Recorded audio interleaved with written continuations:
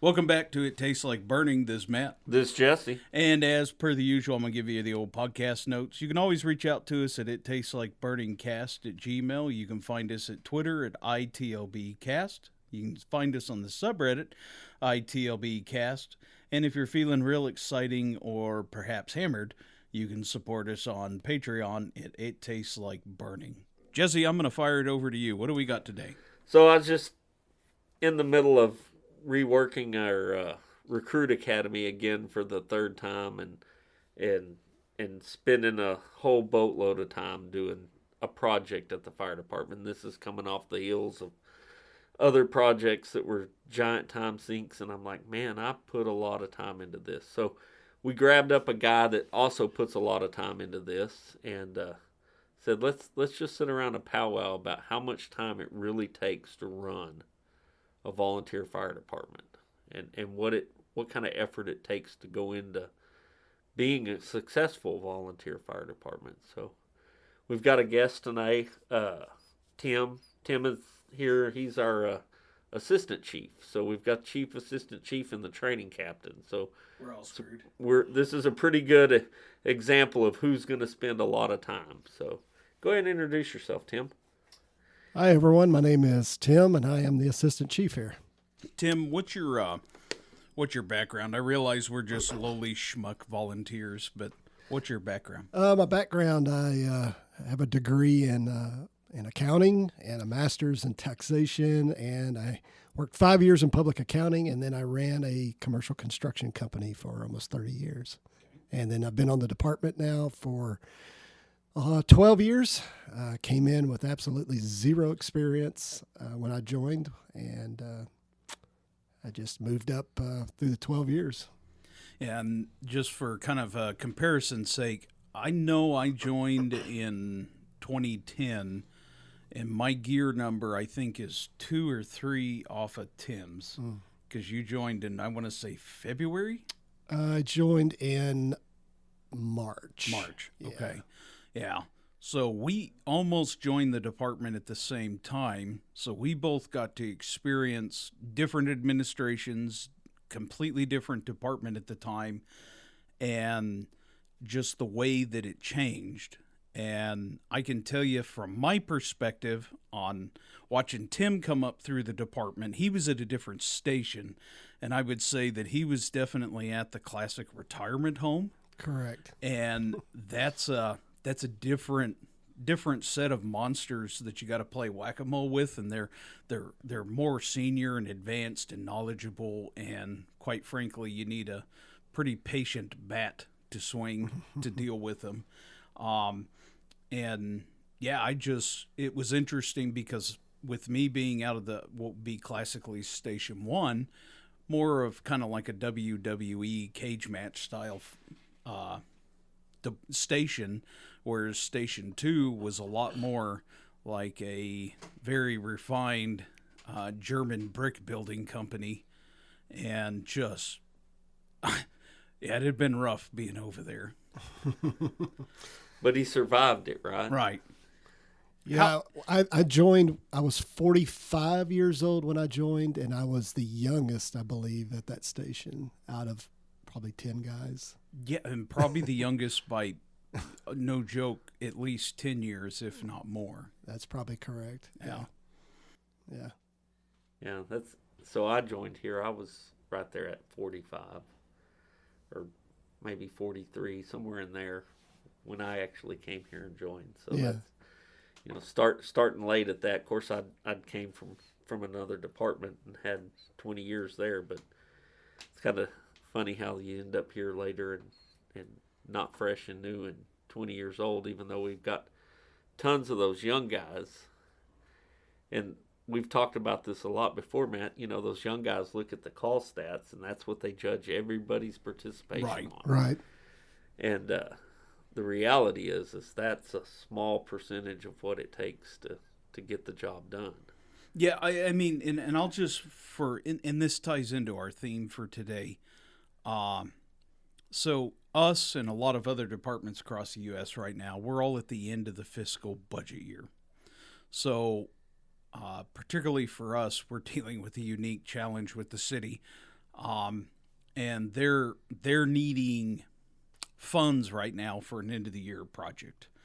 And because of that, we typically do responsible budgeting, and any of our, I'm going to call it surplus, extra purchases that we typically make are at the end of the budget year.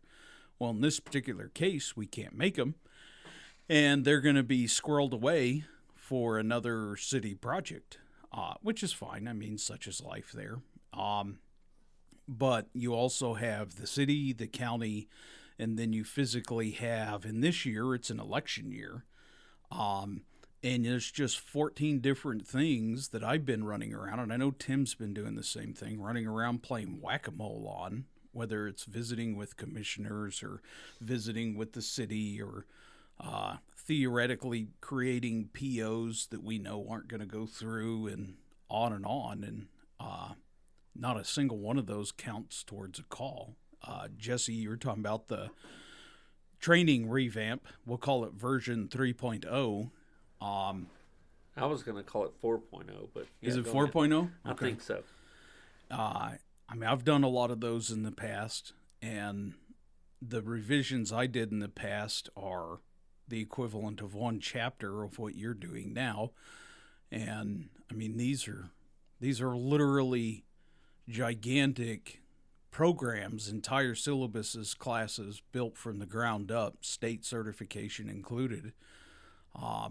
To legitimize is the wrong word, but it is to legitimize our organization and our training, and actually give the membership the joke I make is their golden junior red seal of approval from the state for their state certification. And for the first time in our department's history, I would almost argue maybe anywhere in our state of Texas, maybe that's a bit of an overreach, but we have a program that takes you from nothing to state certified in 6 months. Yeah, I'm really excited about where we are right now with that program, because if you weren't motivated in the past to want to get that certification, you probably weren't going to get it unless you pushed it yourself. Right. I know for me, I wanted it personally, so I at the time had to stay on the training captain constantly to update my records, to allow me to get to that point of certification. And now it's laid out there for that firefighter. There's no reason whatsoever that they have to chase to get it done. No, and in fact, we're chasing them to keep them on task, right? Yeah, exactly. That's exactly. what the whole point of this latest project in revision is we bought into the Moodle platform, which is a hosting service for training classes. So industry uses it, companies use this platform. We're going to use it. Other fire service training organizations use it. Where it just kind of streamlines the process and puts it all in order and creates grade books where it takes away a lot of the manual record keeping side of it. Which historically has always been I can tell you, because that's how I operated when I was doing training a lot, and you should have seen my training binders for an entire class. They'd be 10 inches thick for the whole group. Right. And that would have been 20 students. It was terrible. Yeah, and this is just a way to kind of bundle it up and present it. Hopefully it makes the student experience better, because that's kind of part of it. So you want them to feel like they're engaged in it, and it's more organized so that it's easier for them to do. And then on the back end, hopefully it helps us so that when we're teaching the classes and going through the grades and figuring out what people are missing, what they need to make up, it's all just right there in front of us to get it off of a chart. Now, the one thing I'll add to this is this isn't just out of the kindness of our hearts. There is a little bit of an ulterior motive here, and I call it the 50-50 benefit, where the student gets finally recognized for all their time, energy, and effort put into the program, but we also get credit for ISO for all of our certified people. And to me, that's valuable. So we get credit for that, and turns out that 0.11 points is worth a lot. What is the what's the thought on once they become SFMA certified, if they want to then advance up and actually become a commissioned firefighter in the state of Texas? Is that something that's going to be kind of thrown into the students or the firefighter's lap to achieve on his own, or is the department participating in that? Or So we're not, as a department, won't be participating in it so much, but the pieces are there to where it's literally they can pay their fees and turn in their certificates or their letter. They can get a letter from SFFMA that says they're eligible and turn in that letter and have their medical training, which the SFFMA doesn't require the medical certification, but Correct. the TCFP does. They'll have to have that, and then they can just test. They can test and have a year to get the medical cert. They can go ahead and get the firefighter, but they only have a year from that time to get the medical cert. In the TCFP deal, you get 2 shots at that test, and if you don't pass it, then start over and regroup. They don't let you have more than 2 attempts. So with the SFFMA testing, you can have as many attempts as you want currently, and I think that's the way that's going to stay. Just from my conversations with the other certification board members, that I don't think they're going to force them to do a remedial training or anything on that at this time. But that'll be up to them. But it's certainly a lot easier path than what you did. yeah, that's great. I mean, for the fees of probably $500, they can become a commissioned firefighter by the time they pay for their testing and their skills. Yeah, versus $2,500, $3,000, and an academy. It's $10,000 for an academy now. Mm-hmm. I think that's what the last couple guys that we had go through the community college up here. I think they were right at $10,000 a piece. Yeah, it's insane. I can make an argument for both sides that we should do the literal TCFP cert. On the flip side of that, I can also pretty easily argue that, Jesus, we've dragged your carcass to the finish line. Why don't you go pay $500? Put a little investment in your future. Yeah, well, and get yourself done. And the piece of that we don't currently produce or offer is the medical piece of that. So that comes from somewhere else besides in-house. Of course, the county offers that EMT program for, what is it, $300-$400? Yeah. Which is, $2,000 typically. Right. If you went somewhere else. Yeah, way cheaper. And, with that piece, they can get it done, but it's just not, we don't have the control over that. And it's a once-a-year thing, right?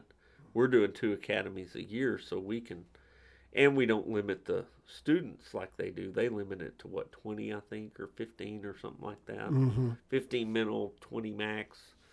We'll have 15 or 20 in one academy, and we'll do that twice a year, or we may have 40 in one academy and do that twice a year. So there's a big difference there, and I don't think they have the ability to keep up with us, because a lot of those young guys, that's what they're looking for. Right. They're looking for that bridge to a career, and we can get them most of the way there. That other 25% is kind of up to them, and if it wasn't up to them, they I don't know, they gotta have a little skin in the game, right? Yeah, at some point they do. I really believe that. I mean, gosh almighty, the amount of money that we've saved them to that point, they can spend the $500 participation fee. Yeah, definitely. I mean, hell, our department has a scholarship. Yeah. You can use the scholarship if you want. I mean, That's very true. yeah. I just, whatever. Maybe I'm being obstinate at that point, but like I said, I look at it as way more than 75% done. I look at it as that it's 95, 98% done. You already have one state cert. There's value in that. That's how you can challenge the test directly. Figured out. Well, and you look at the course itself, and the student's going to have a few hundred hours tied up into SFFMA certification. Well, hell, I have a few hundred hours tied up just into the production of the materials. You have 1,000 hours tied up into that. You know, the other guys that are involved in training, they all have hundreds of hours that they've tied up into producing the curriculum in the class. Yeah. Not to mention the hands-on instruction, the skills testing, the written testing, and all those things that are proctored by somebody, or the instructor's time at the field, the time at the field, the supplies at the field. Yeah, no, I assure you, we're meeting our standard for providing one hellacious academy for free to people. And I'm sorry, that's not that much to ask if they want to get their you get the red seal of approval, your golden woodchuck seal of approval that's red from SFFMA. But if you want the golden seal from TCFP, that's $500. Go get it yourself. I agree. Yeah, definitely. But that ties into our my self-imposed topic of time sink, and you know, I just know that, Tim, you had thousands of hours of training and thousands of hours of managing POs and working on stuff at the station and cleaning and just pointing and directing. Yeah. There's if we had a way to accurately track that number, the hours spent, and you asked us to write it down, okay? I can guarantee you whatever number we write down, whether it be for the year, let's just say my year right now, I'd say is probably, there's what, 22,080 hours in a full-time job in a year. I'll bet you I'm at 1,200 hours this year, maybe 1,500.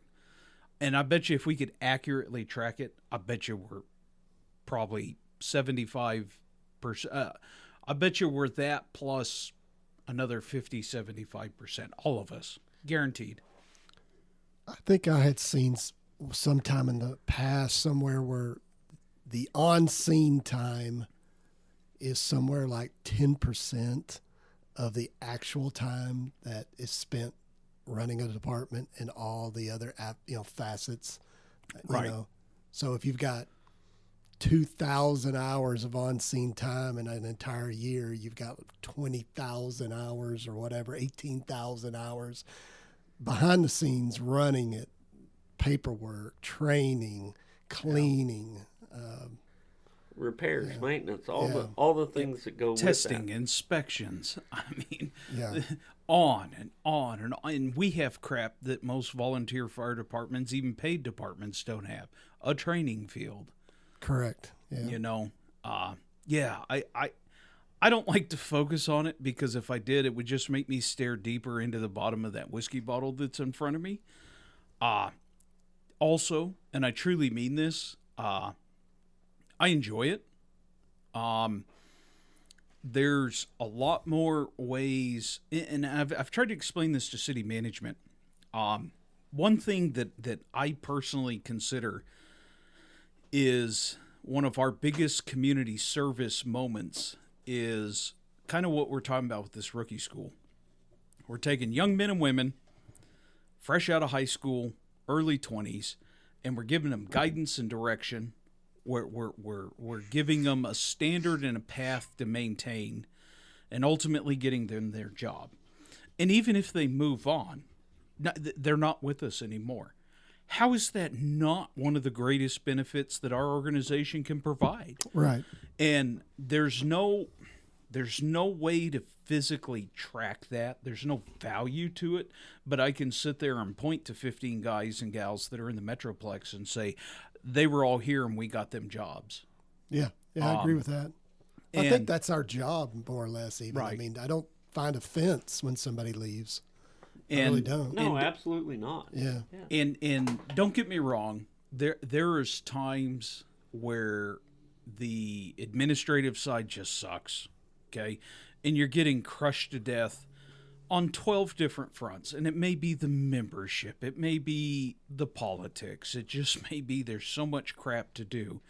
It's not sunshine and rainbows all the time. Mm-hmm. But at the end of the day, whatever. I enjoy it. I spend a ton of time doing it. I know Tim does. I know Jesse does.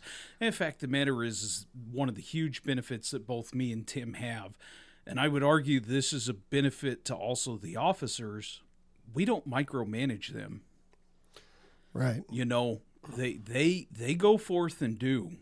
And I mean, it's rare that any one of us pull the reins back. Because at the end of the day, whether it be 7 out of 10 or 95 out of 100 or 999 out of 1,000, everyone's going to screw up occasionally. Let's just ride with it, learn from it, and keep going. Keep taking work that we don't have to deal with. Keep doing your job. Just keep making progress, because that's what it is. Well, in the long run, and I read a little deal on Reddit today of a guy that made his first working fire ever, and he was kind of beating himself over. He screwed up on this, and he charged the line from the hydrant to the truck before he was given the okay to do so. But it was all right because the guy was ready and it was hooked up, and you know the line got tangled up going into the house, and they thought they didn't have enough hose, and you know, and he's just trying to beat himself up over this stuff. And the comments that were, and usually Reddit's, man, that's a tough. Yeah. Well, I figured they were about to tear this poor guy apart, and the consensus was, man, that was your first fire. Good job, you put it out. Yeah. No one died. You put it out.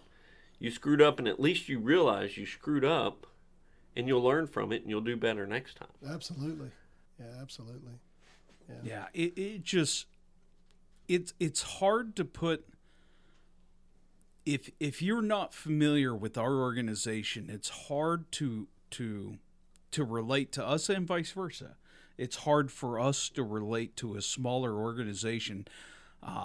Watched a weird YouTube video on a tiny department in Kansas that talks about how they struggle when they have a lot. What do they call those farmers? The 2x2 farmers? 2 weeks, twice a year. Yeah. Right. Yeah. They struggle during that time because everyone in the community is planting and harvesting. Right. Now, rest of the year, they're good. But that 4 weeks out of 52, man, they pray that nothing happens because everyone's working. Well, to a certain extent, everyone has to deal with that. Granted, it's maybe not literally by calendar. And all at the same time. But particularly volunteer, stuff happens, okay? Whether it be personal or with the department. And the fact of the matter is that you can't sit there and assume that you're going to be able to handle it all. I would argue that if you do, you're going to get crushed to death. And start shouldering the responsibility and burden and get it shifted out so you don't get crushed by it, but you can take whatever and move it out of the way. Well, and I think the old adage, 10% do 90% of the work holds true, and I don't think there's really a way around that. But it's how you look, what angle you're looking at it. 10% might do 90% of the administrative work, and there might be another 10% that does 90% of the calls, and there might be another 10% that does 90% of the station chores. So you add all that up, and pretty soon you get to the majority of the people are doing something. Right. Right. And I would argue that's what's happening with us. right now. It's a huge benefit that we have. You know, if you're sitting at your department and you're like, oh, that's broken, it's no big deal, Billy Bob will take care of it next week. Oh, that's dirty, Billy Bob will clean that. Oh, you know, The new guy's here. Billy Bob will get him trained. You know, maybe you should help old Billy Bob out. Like Yeah. he's over there scrambling, and regardless if he's your lone paid guy, because I've seen that before, that just dump it all on that one singular paid guy, and he's just over there running in circles, can't get anything done because it's just coming at him from 9 different directions. Or he's just your old volunteer that's been there 50 years and he just knows how to do everything. Just because he knows how to do everything doesn't mean he should be doing everything. Right. You know, we have those guys. We have that guy that knows how to do most everything, and we can overwhelm him in a matter of minutes. Yeah, if you are not a delegator, do not get into the command staff of a volunteer fire department. Yeah, well, at least not one our size. You will work yourself literally to death. Well, and again, Tim, this goes back to us seeing, we've seen the same chiefs. Right. And, you know, there's pros and cons to every chief, period. I have no problem saying there's plenty of things I need to work on. That said, I've seen the other side of that where you either have straight obstinance where they refuse to delegate anything and it frustrates the membership. And I've seen the other side of that where nothing's done. Yep. And that also frustrates the membership. And there's got to be a balance in there somewhere. And I think the kicker for us is that, again, we just don't micromanage. Yeah. It's, you know, the station captains are the station captains. Training is training. Operations is operations. Rescue is rescue. Now, don't get me wrong, they're going to all end up fighting one way or another 12 times a month, but they're going to sort it out themselves. But on the same line there, you know, and I'm training, and I'm just going to tell you, when I get these projects that are more than I can personally do, I start reaching out to people, and I start pulling people in to help in whatever way I think I can get them to do it. No different than we made a bunch of videos the other day for radio training, right? Right. And I reach out. There's a young guy at the station that arguably doesn't do much more than run calls. I just snatched him up and said, "Hey, you're going to make a video. Come here. Here's what you kind of need to talk about. You figure it out. I'll edit it when you get it made. And here's the video." And it's a 3-minute video, but it's still, that was, one, it got him involved in something other than sitting on the couch, and 2, it was something I didn't have to physically sit there and talk about and figure out and explain, and he did a great job with it. Yeah. I joke, he got in a little trouble for posting stuff on the internet and videos, and I told him, "Come here, I know you love posting videos on the internet at the fire station," so right. There was a good giggle out of that. But I think when I first got on, I was the proverbial, you know, if you want something done, you got to do it yourself. You want it done right, you got to do it yourself. To the point where then I just worked myself to complete exhaustion at times, to where now I'm like, hey, you know, this needs done, you guys go out there and do that. This hose needs reloaded, you guys go reload that hose. This truck needs washed, hey, let's go wash this truck. You know, rather than just doing it myself, delegating that out. Yeah, I kind of stumbled into that at Station 1, where, good, bad, or indifferent, there was a lot of just random work that needed to be done. And it's not station cleaning and that type of stuff. It's storage room organization, cleaning out the closets, organizing something in the truck. And particularly on my front, I got in trouble a lot. Trouble's a strong word there. I got strongly pointed at and angrily talked to about, why'd you do that? I did it because no one else would do it, and it needed to be done. Next. And I think at the end, now, part of that also comes into politics. I'll throw that in there. Don't be afraid if you're that guy in that department to walk up to one of the old guys and just say, hey, I want to do this, and see what they say. You know, and if they start to argue with you or push back a little bit, just tell them why it needs to be done. Or give them a solution. No, I'm going to do it. Where do you want me to put it? We had that problem at Station 2 when I first got on there. We had, guys that were in their 70s, and we had hundreds and hundreds of VCR training tapes. Right. That were just cluttering the place up. Well, I'm a kind of a organized neat freak, and it just bugged me that those things were there. We haven't had a VCR player in who knows how many years. Right. So I wanted to throw them away, and got incredible pushback from the older guys in the 70s about it. I don't know if that was just they were hoarders or what, but Well, we paid a lot of money for those things. Yeah, well, we're never going to use a VCR training tape anymore. Tim, the one thing I'll add to this, and particularly for me and you, because we got to see a unique change in this. When we first got on our department, we were already making pretty decent money from the city. Mm-hmm. But that was relatively new. Now, for us, it wasn't new. That was just the standard. And them old crusty guys, for lack of better words, good, bad, or indifferent, they work their tails off to get to it.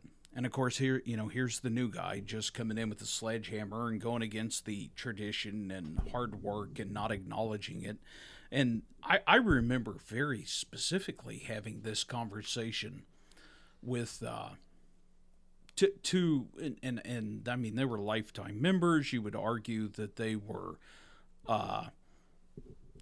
mascots to a certain extent to the department, and I'll use their nicknames, and you'll know exactly who I'm talking about. And it was Pogey and Tugboat. Mm-hmm. And I mean, those guys came in back from when we were as poor as church mice, and those guys worked their asses off for literally everything they had. The problem was that was 30 years ago. Right. Guys, you need to acknowledge the hard work that you put in 30 years ago's paid off. And one of the things that I got them really fired up over is that I was born in 1983. I found hose that was stamped from 1981. I joined the department in 2010. Mm-hmm. Okay. We had almost 5,000 feet of this hose upstairs, and it had been sitting there for more than 15 years. Yep. We had a hose rack downstairs that was completely full. Every single truck with new hose, every single truck was completely filled with new hose. And why is this sitting up there? We need the space. And I called the chief at that time and said, hey, here's what's going on with this hose. What do you want to do? He said, well, you need to keep it. And I said, we have, literally, I gave him how much feet of hose we had. We have 10,000 feet of 1 3/4 on the trucks. We have 7,000 feet of 2-inch. We have 15,000 feet of 5-inch. We have 3,000 feet of 3-inch. We have this on the racks. Why are we keeping this? He's like, well, we might need it. I'm like, we don't need it. What are you talking about? I said, when was the last time it was tested? Literally, the hose is older than me, and I'm in my 30s. We're done. Right. And he's like, well, I guess we are. Done. Hang up the phone. Go out there and start chucking everything in the dumpster. Yeah. Ran across a similar thing. In a past life, I was a scuba instructor, had thousands of dives under me. And when I first came into that station, there was a wall of scuba equipment. Well, naturally, I'm inquisitive. I'm going to go over there and start looking at it. And did it fall apart in your hands? A lot of it did. And I started looking at the scuba tanks that they had there in the station.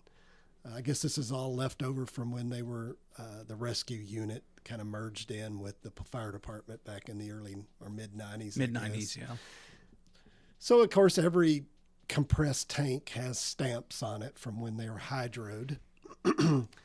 And they had scuba tanks there that were still made of steel. Well, most scuba divers haven't used steel tanks since the 70s.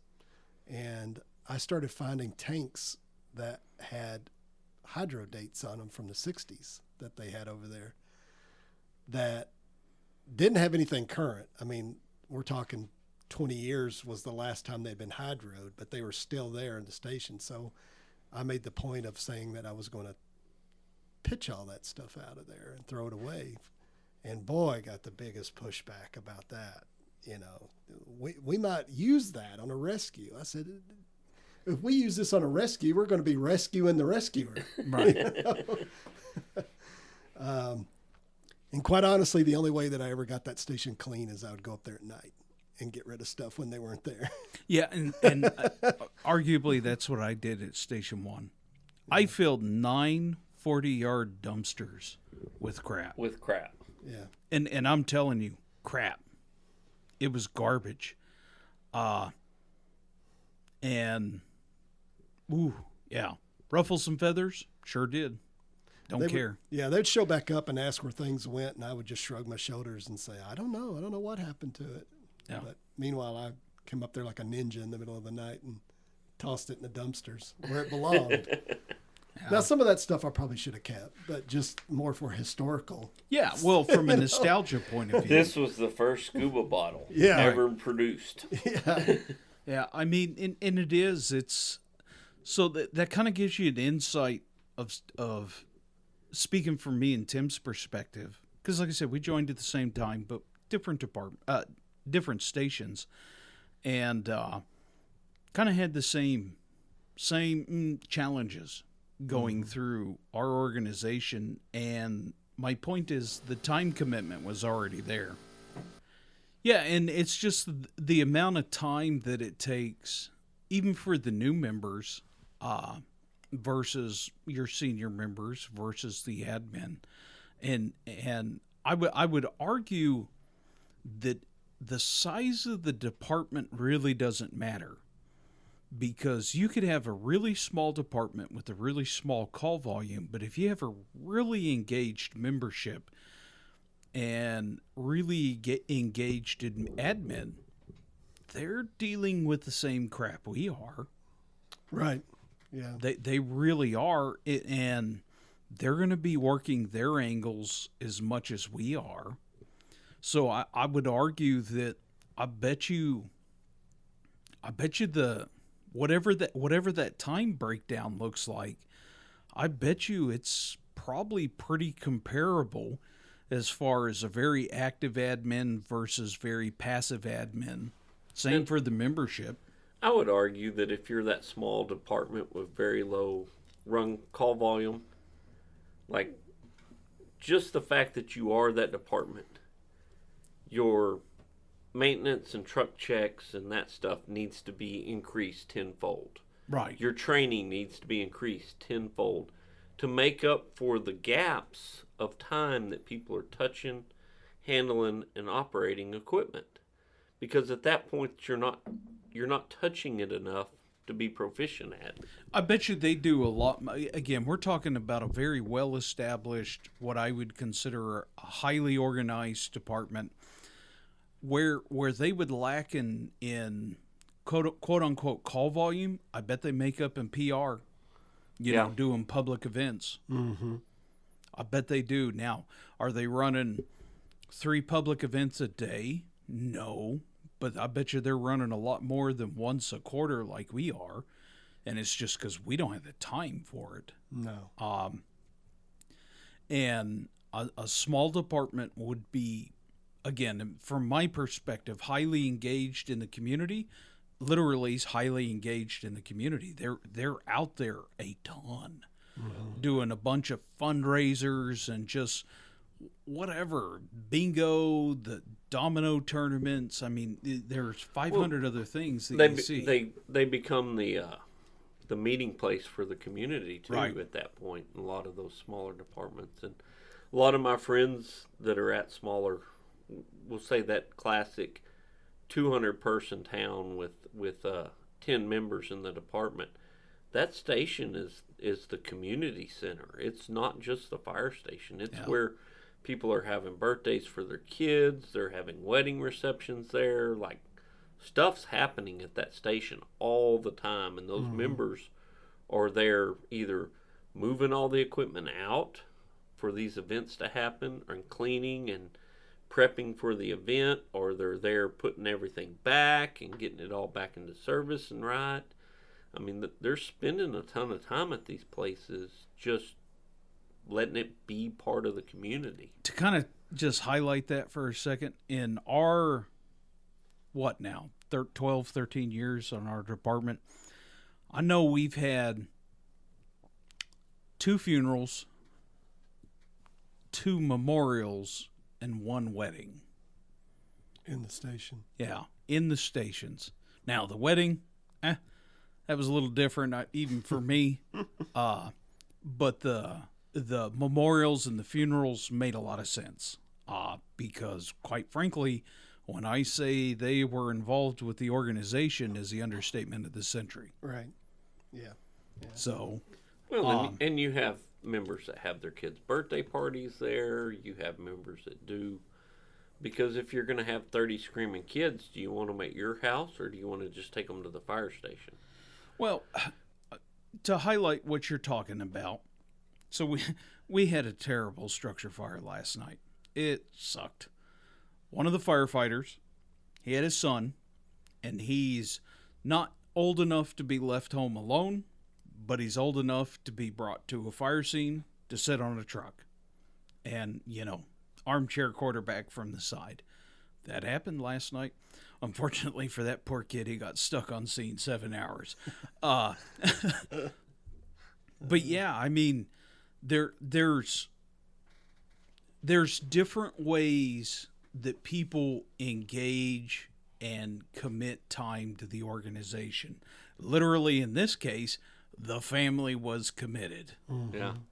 Well, and Tim, your kids were grown when you dove off into this, but there's several calls that, and not here, but in my old department, where my daughter or my wife and my daughter just sat in the vehicle while I commanded a scene or whatever was happening. They're just stuck there, and maybe they can get out and leave me there, but they're going to have to come back and get me at some point. Right.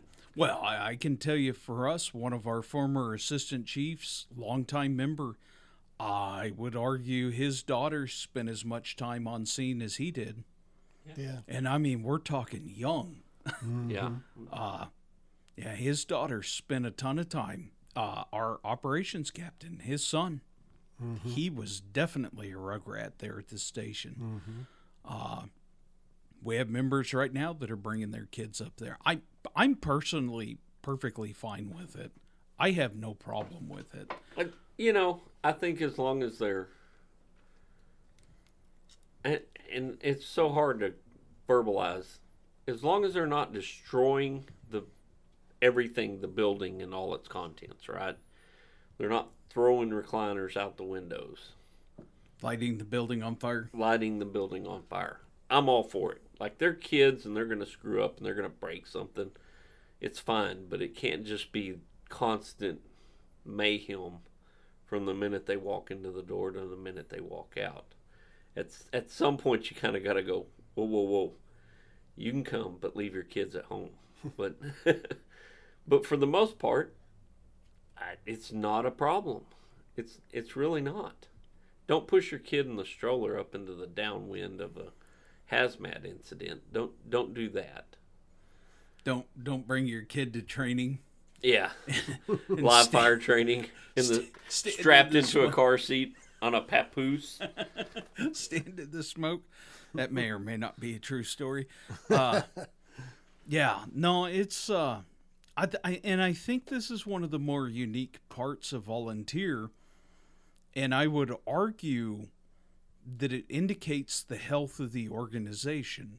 Let me rephrase that. I tagged along, but Jesse and Gene went to a SFFMA training session last week, and the department we went and visited who I would consider is very healthy and arguably very progressive in how they handle, uh, Tactics, training, right, all of the above. in their training center, which is literally a church that was right next to the station. There's a daycare, and the young men and women that are on their department that have kids, they throw their kids in the daycare. So they can do training. So they can do training, and the chief's wife is one of the main referees over there.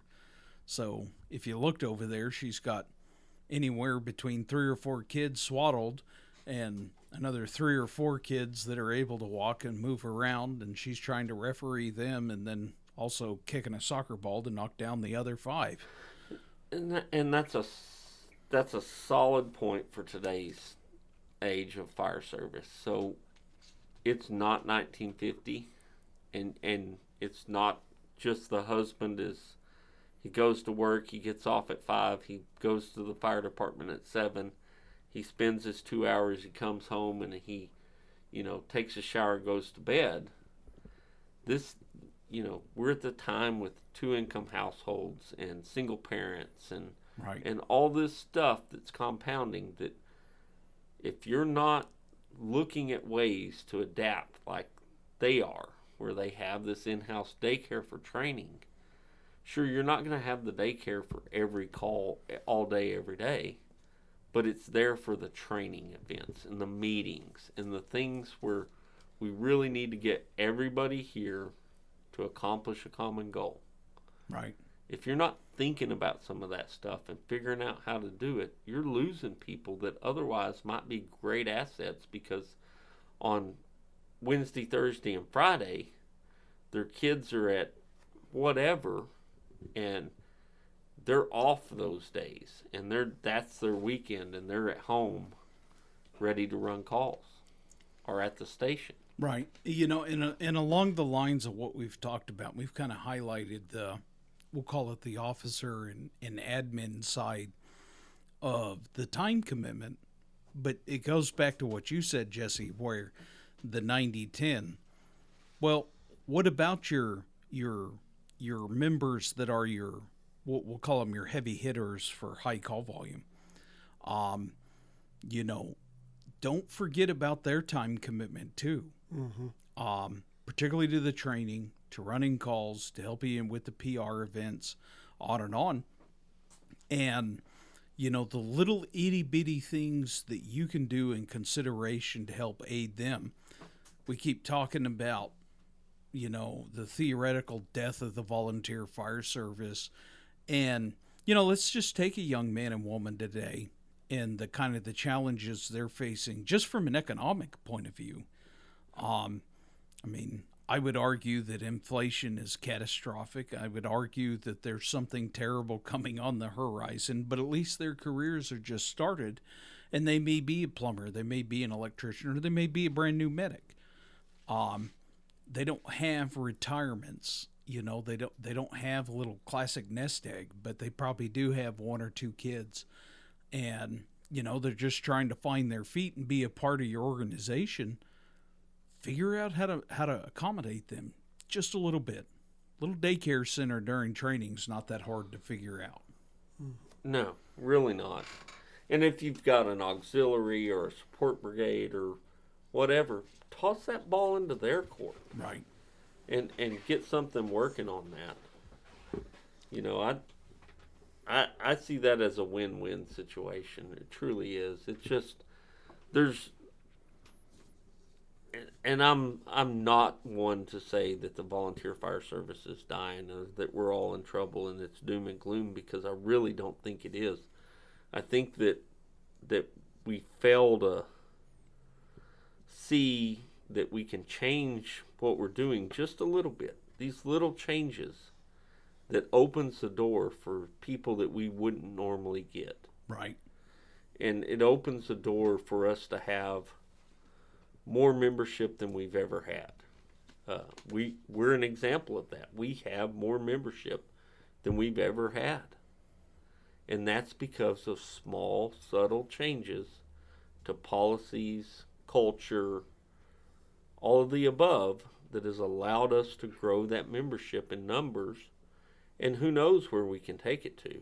And honestly, I feel like our numbers are in that 60-ish range, right? Mm-hmm. I think 100 is a achievable thing, and I think it's a realistic number of kind of what our department needs to go into the future. Do we need 100 people right this minute? No. No, yeah. Do we need 100 people in 5 years? Yeah, probably. And is it easier to maintain that 100 or acquire that 100? Which is the harder thing to do? Right. Work to acquire them now when you don't need them. And even if you've got to adjust and augment for participation because you're ending up with too many people on calls, adjust and augment. Figure it out, because you're going to need those people down the road. If you're a 10-member department, chances are in 5 years you need 15. That's a 50% increase of where you are right now. Right. How do you get there instantly? You don't. You can't get there instantly. Yeah. Back to the time thing, I think one of the most important things that I have seen in my 12 years here is to try to involve your family into the department and let them understand and let them not so much maybe they participate, but they come up to the station. I love the idea of the support brigade now. That gives an outlet for a lot of the men's wives to have a vested interest in what's going on. Because I think if you push your family out and like, this is my little kingdom here at the fire department and you're not welcome here kind of to the family, it becomes a competition thing, and then the fire department becomes the guy's girlfriend or the guy's lover or the guy's addiction or his drug or whatever it turns into. And you're exactly right. Like it's the mistress. Yeah. It totally can be the mistress. Mm-hmm. And I've been real lucky. My wife was involved in emergency services and had an understanding, but I'm going to tell you flat out that she's not the biggest supporter of everything I do in this endeavor. Mm-hmm. Even though she's very supportive, but she wants her time too. Mm-hmm. Oh yeah, absolutely. Know? And there's times, I hate to say it, but you have to say no sometimes to the department. Exactly. And I learned that because for a long time I was the yes man. I did. Somebody asked me to do something. Yeah, I'll do it. And now I'm at a point now where I've pulled back some, And the truth is I would encourage that. Yeah. Because I was in the same ballpark, but on a completely different plane. Single, perpetual bachelor, no children. And the amount of time that I was spending here was truly staggering. And I would argue, is it good? And don't get me wrong, running calls is good. But again, and this is a different podcast that we've talked about, the personal sacrifices that each and individual person makes, they're not comparable. Okay? You've got a brand new starter family, 2 kids. And let's just say that the wife's on the department and she runs 10 calls a month versus, this other guy that runs 80. These are not the same. Mm-hmm.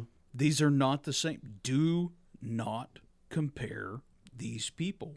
Mm-hmm. And I like to think that that's a young man or young woman's game, to sit there and just look at the call stats and sit there and say, oh, look, they're not top. They don't count. Yeah, we had that situation the other night at the station. A relatively young guy out of the military, or is he still in the military actually, just got back from a deployment and was up at the station on a call. It was in the evening. And the next day was a training session. And someone said, hey, are you going to be at training tomorrow? And he's like, well, I'm going to try, but it's my son's birthday tomorrow, and I just got back from deployment. And I looked at him and I said, you better not be at training tomorrow. Yeah. Exactly. Exactly. Yeah. The thing I've told people, and I think that it comes across as kind of like a snarky statement, but it's to the new members. There is a lot of things a lot more important than our organization. Mm-hmm.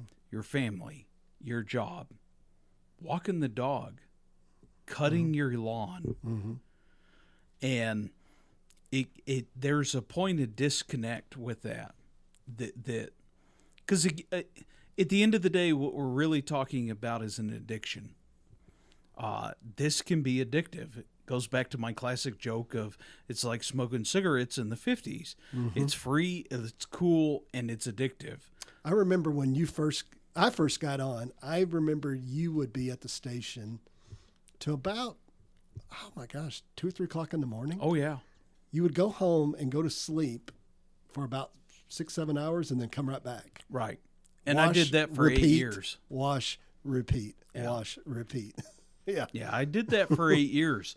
No. Let me tell you, I went down that path. Yeah. Now, the trade-off of it is that I got to learn the organization. I got to learn the town. I got to learn the membership. Mm-hmm. And I like to think that I was cognitive enough to learn the politics of the organization. Obviously, I did because I became chief off of it. That dadgum air compressor. We'll just let it go and we'll cut it keep out. Powering through it. So, coming off of that, anyone and everyone in an organization is going to have a burnout phase. Anyone who says that they're not burned out, I'm sorry, I would disagree with you. There's just other things that you can think about in the process. I guess the only big difference between me and a lot of other people is that I was always able to come back through the burnout phase. Yeah. I think the reason I could ride the burnout phase is also because, again, I'm a perpetual bachelor with no children. Yeah. So I could step back and find something to attach myself to. I'm the outliner, though. That is not typical. That is not normal. I have no problem admitting that I'm a weirdo, and on and on. But I would argue that after someone just joins an organization, particularly ours, because we're busy, after about a year and a half, we should really start to see a call volume drop off. And that's fine. I would argue that's normal and healthy. Yeah. And I think that falls back to that attrition. I'm the guy that's hit the burnout deal multiple times in 20 plus years. Like it is normal. Like step away from the things that you can step away from. Even now, there's only X amount of hours that I can dedicate to this, right? So in that X amount of hours, I need to get done what is literally what I'm supposed to be doing. Taking care of training. Yeah, and I was about to interject there and say, what's more valuable to me and Tim? You running calls or training? Absolutely. Training. Absolutely. Period. End of story. That there is no other debate on this. Shut up. It's training. Yeah, I would say that in the 12 years I've been here, we're probably in the healthiest position right now in training that we've been in that time that I've been here.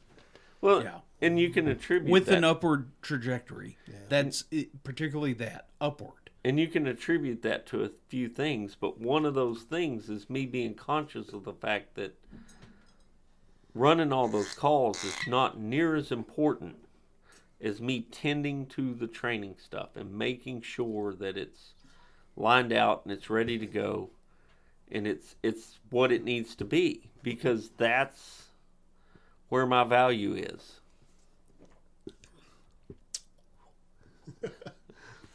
Right? Yeah, no, training, whatever. I mean, we'll harp on another podcast for the 19th episode for the value of training. But yeah, if you have a guy that's willing to spend in excess of 2,000 hours a year on training, don't expect him to make a call. Shut up. Exactly. Yeah, you're way more valuable to us as Yeah. this department as what you're doing than you are ever making a call. Right, and it goes back to our classic stats guy. Oh, absolutely. Yeah. Period. Our stats guy, who is arguably the patron saint of our department and arguably the nicest guy on the face of the planet, to the extent of you wonder if he has a central nervous problem. Okay? He is so kind and nice and generous, and the amount of time that he spends on the stats are staggering. Staggering. I would say that the stats that we get, and I'm not exaggerating this, is probably rivals any paid department that we could probably come up with. I can't imagine that they would be any better than this. I would rival that it challenges anything that come out of the Pentagon. Down to the number of firefighters on each apparatus, the time that those firefighters are on that apparatus, the number of calls per that particular apparatus. Per hour, per day. We're not just talking the number of calls and stuff. I mean, it's down to the minutia. How many times you've ridden each specific Exactly. apparatus? To the firefighter specific. Right. Yes. To how much time they spent on each individual scene, on each individual call, on each individual apparatus. I would challenge any department to have stats like that. I really would. The best part about having numbers like that is that the insane part is that I use those numbers, I would argue almost evilly, because you can snowball someone with those numbers. And I do it sometimes intentionally, and I know that sounds terrible when I say it that way. But again, one of the biggest things that we battle is, oh, you're a volunteer firefighter, so you're instantly a meme and you don't have a third grade education. Mm-hmm.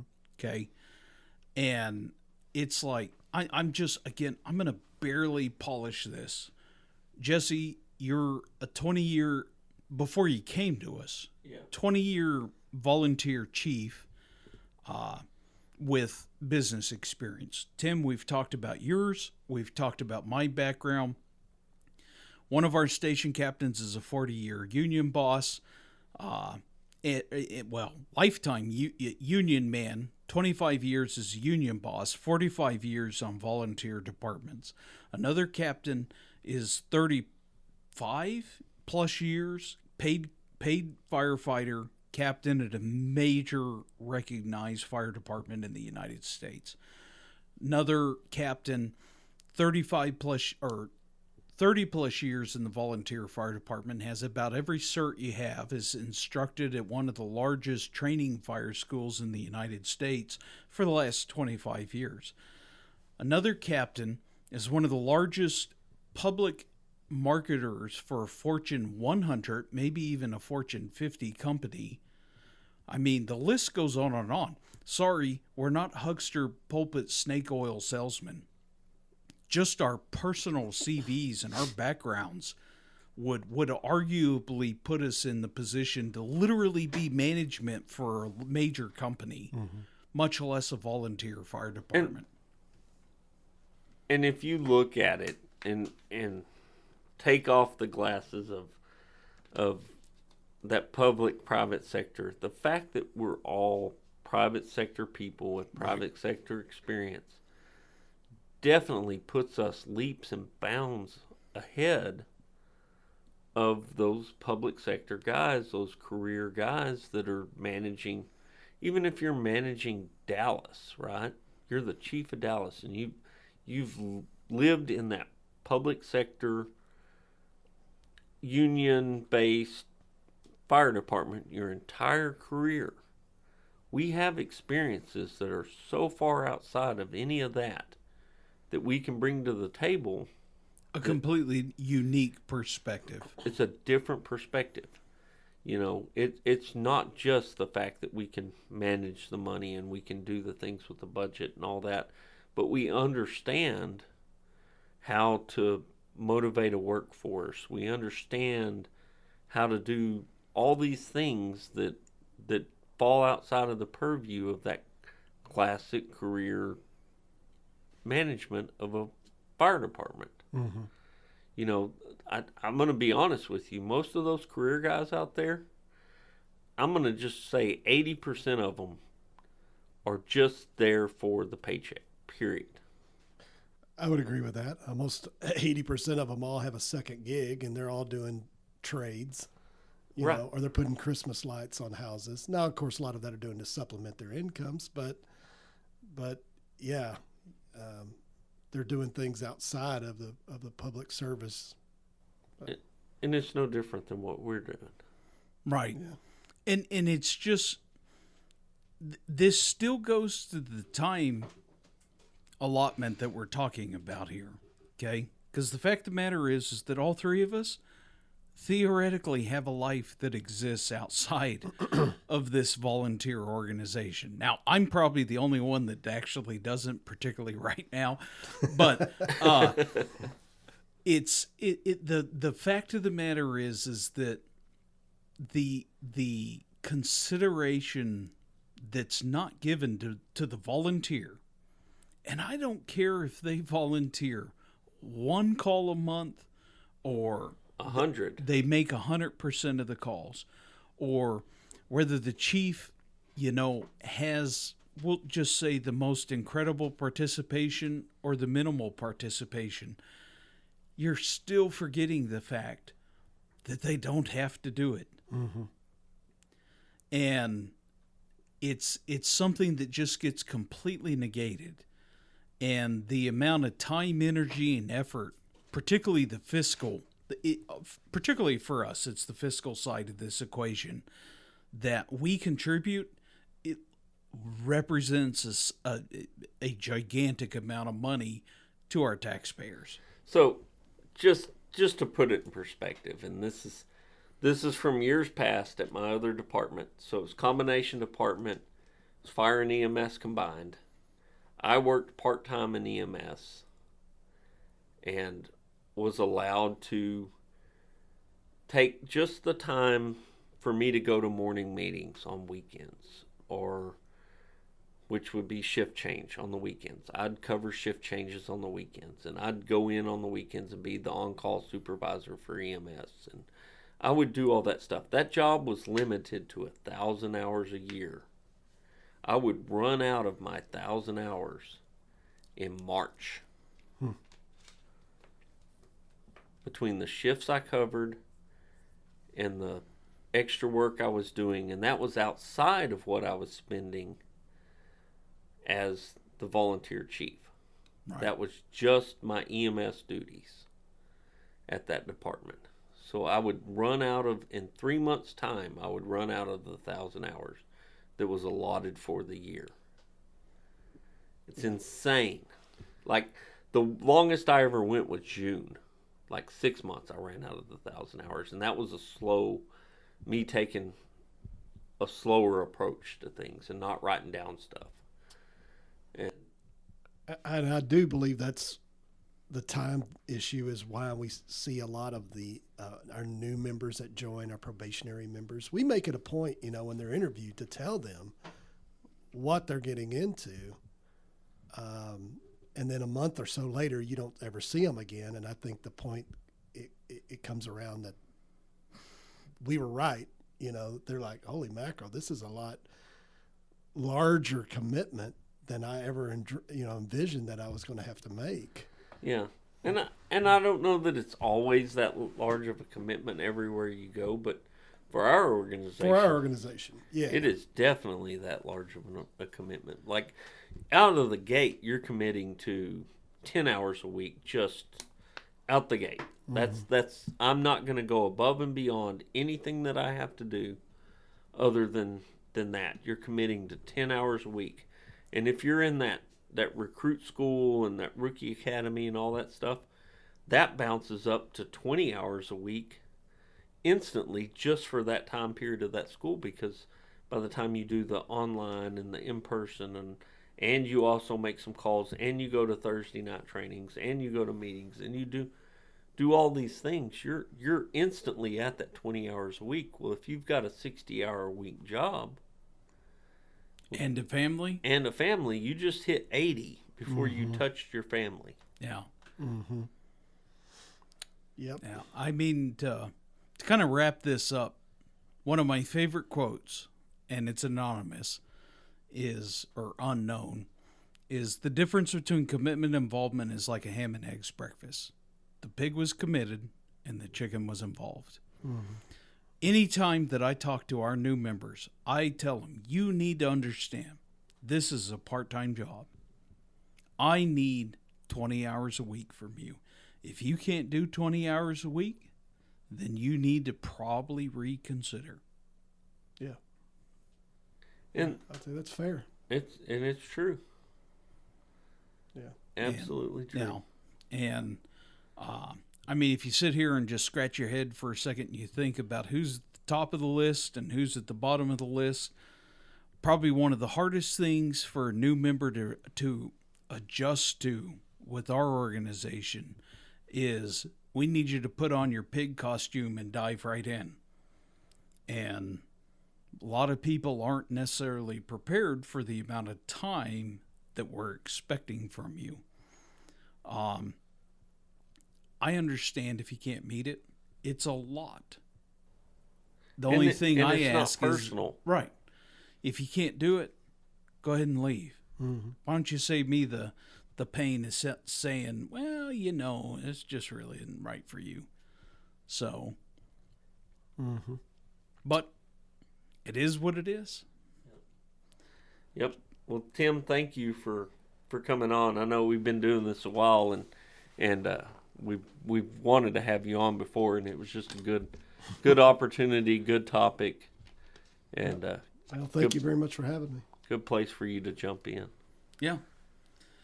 All right, we're going to wrap it up. So, if you ever feel feisty and you want to reach out to us with questions, concerns, comment, theoretical litigation ideas, or concerns, you can find us at ittasteslikeburningcast@gmail.com. You can also poke at us at ITLBcast. Theoretically, the subreddit ITLBcast. And we would appreciate any and all your support there on Patreon at It Tastes Like Burning. This is Matt. This is Jesse. This is Tim. Appreciate it. Good night.